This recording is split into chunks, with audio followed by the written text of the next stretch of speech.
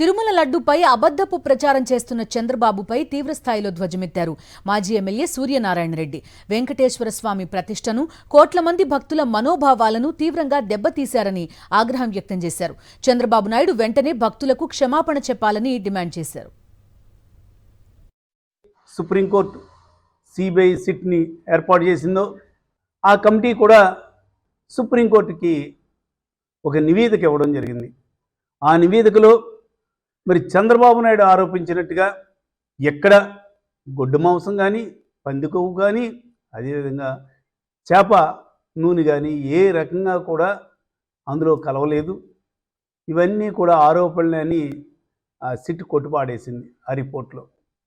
అయినా కూడా ఈ కూటమి ప్రభుత్వం ఎక్కడా లేని విధంగా ఫ్లెక్సీలు ఏర్పాటు చేయడం, ఆ ఫ్లెక్సీలు తొలగించమని అమ్మటి రాంబాబు గారు లాంటి నాయకులు కోరితే వారి మీద దాడి చేయడం, వాళ్ళ ఇళ్లను ధ్వంసం చేయడం మనం చూసాం. ఏ రకంగా వాళ్ళు చేశారా అన్నది. అంటే ఈ కూటమి ప్రభుత్వం అంటే చంద్రబాబు నాయుడు, మెయిన్గా చంద్రబాబు నాయుడికి సంబంధించిన ఈ ప్రభుత్వం చేసే తప్పిదాలని ఎవరూ కూడా క్వశ్చన్ చేయకూడదు. క్వశ్చన్ చేస్తే అంబటి రాంబాబు గారు లాంటి వ్యక్తికి జరిగినటువంటిగానే మరి పనిష్మెంట్ ఉంటుందని వాళ్ళు చెప్పగానే చెప్తున్నారు.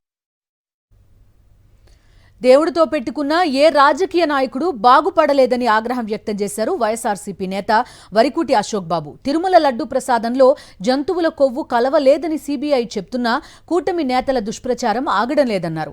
వెంకటేశ్వర స్వామి కూటమి నేతలకు తగిన బుద్ధి చెప్తారని హెచ్చరించారు.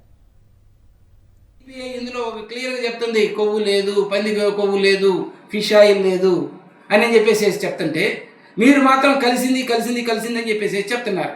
నా డౌట్ ఏంటంటే మీరు ముగ్గురు కలిసి ఎవరికి కలపమని చెప్పేసి చెప్పారు? వాళ్ళ శ్రీవారి మీద భక్తితో అపచారం చేస్తామని వాళ్ళు ఏమన్నా కలపలేదా? వాళ్ళని కలిపారని మీరు ఇంత గట్టిగా చెప్తున్నారంటే మీ పాలనలో మీ అండర్లో ఉండేటువంటి పరిస్థితుల్లో మీరు కలిసింది అని చెప్పేసి చెప్తుంటారు. అంటే మీరు కలపమన్న వ్యక్తులు దేవుడి మీద నమ్మకంతో కలపలేదా? ఎందుకు కలపలేదని చెప్పేసి అది కలిసిందని మీరు చెప్తున్నారు. ఎన్డీడీబీఏ వాళ్ళు కలవలేదని చెప్తున్నారు, సిబిఐ వాళ్ళు కలవలేదని చెప్తున్నారు, మీరు కలిసిందని చెప్తున్నారు. ఏమయ్యా చంద్రబాబు నాయుడు గారు, జగన్మోహన్ రెడ్డి గారి పాలన ఎప్పుడైపోయింది? జగన్మోహన్ రెడ్డి గారి పాలనలో వ్యవస్థలు ఎప్పుడైపోయింది? వైవి సుబ్బారెడ్డి గారు ఎప్పుడు చైర్మన్గా పక్కకు తప్పుకున్నారు? ఆ బోర్డు ఎప్పుడుంది? ఏం మాట్లాడుతున్నారు? లడ్డుని ఈ రకంగా అపవిత్రం చేయడానికి మీరు ఒకవేళ కలిసి ఉంటే, ఒకవేళ ఇందులో పంది కొవ్వు కానీ ఏమైనా కలిసి ఉంటే మీకు తెలిసే జరిగి ఉండాలి. కలిసిందంటే మీరే చేసి ఉండాలి అని చెప్పేసి నేను అడుగుతా ఉన్నా.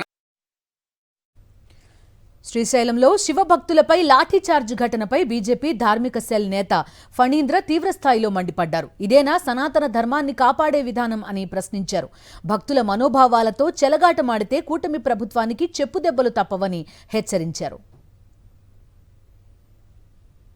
మీరు బాధ పెడుతున్నారే, పైకి మటుకు సనాతన ధర్మం అంటున్నారు, హిందువుల్ని కాపాడుతున్నామంటున్నారు, హిందువులే మాకు ఇంపార్టెంట్ అంటున్నారు. కానీ లోపలికి వచ్చేసరికి మటుకు గుణపాలు దించుతున్నారు కదయ్యా గుండెల్లో. ఎంత ఘోరాతి ఘోరం అండి ఈ రోజున శివభక్తులపై. వాళ్ళు సాక్షాత్తు ఈ రోజున శ్రీశైలంలో శివభక్తులు మాల వేసుకుని ఈ యొక్క దీక్ష తీసుకొని స్వామివారి యొక్క దర్శనం కోసం అని చెప్పేసి భక్తులు వస్తే వాళ్ళని ఇష్టానుసారంగా పోలీసు వాళ్ళు కొట్టుతున్న తీరు ఎంత బాధాకరంగా ఉందండి. ఇదా మీ యొక్క పాలన? ఇదా యొక్క హిందువుల యొక్క స్వాముల మీద సాంప్రదాయాల మీద మీరు చూపించేటువంటి చర్య? మీకు తెలీదా మాత్రం? కనీసం మినిమం గౌరవం ఇవ్వండి సార్. హిందువులకి భక్తులకి మినిమం గౌరవం ఇప్పించండి. అసలు పోలీసు వ్యవస్థ అంత ఘోరంగా ప్రవర్తించడానికి తీరు ఎవరు? ఎండోమెంట్ వ్యవస్థ. ఈ రోజున భక్తులను కొట్టడానికి కారణం ఎవరు? ఎండోమెంట్ వ్యవస్థ. ఈ రోజున భక్తులు అంతమందిని వస్తే సమన్వయ పాలన లేకుండా, సమన్వయ విధానం లేకుండా ఈ రోజున భక్తుల యొక్క రష్ని సరైనటువంటి అదుపు చేయలేదు అంటే ఆ తప్పు ఎవరిది? ఎండోమెంట్ వ్యవస్థ. శైలంలో శివభక్తుల మీద జరిగినటువంటి దాడి పూర్తి బాధ్యత ఎండోమెంట్ వ్యవస్థది, రాష్ట్ర ప్రభుత్వాన్ని అని మీకు మరీ చెప్తున్నాను.